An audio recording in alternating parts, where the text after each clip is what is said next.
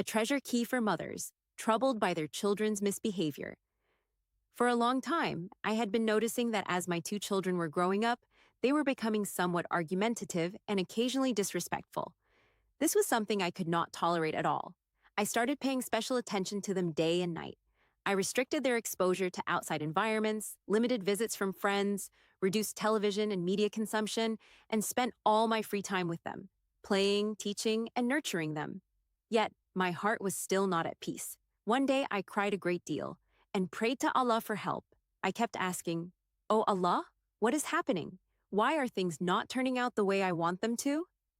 While reflecting on old memories, it suddenly felt as though I had found the key to a treasure. The closed windows of my mind opened, and I felt that my destiny had been transformed. "Oh Allah, thank you for helping me." What happened was this. Ever since I was old enough to understand, I had always seen my mother kneading dough after Fajr prayer while reciting Durood Sharif.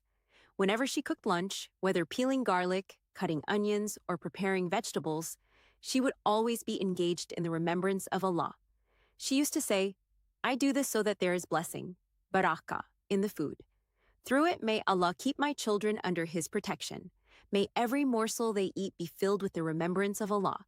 She would proudly say that all her children were inclined toward goodness and that evil never entered her home. I, too, had practiced the same habit. However, for about 4 months, I had become so busy with cooking that I stopped reciting Durood and remembering Allah while preparing food. I began to feel as though blessings were disappearing from my home and my children were becoming difficult. When these memories came back to me, I consciously made the remembrance of Allah an essential part of my cooking once again. Gradually, I started experiencing an inner peace that felt almost divine. Even a small amount of food seemed blessed. I felt reassured about my children, illnesses began to fade away, and even when drinking water, I would do so while remembering Allah. I also made voluntary prayers of gratitude a daily routine.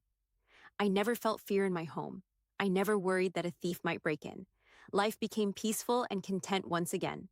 There was only a brief period of negligence and heedlessness, a period of restlessness, but returning to the remembrance of Allah brought tranquility back into my life and home.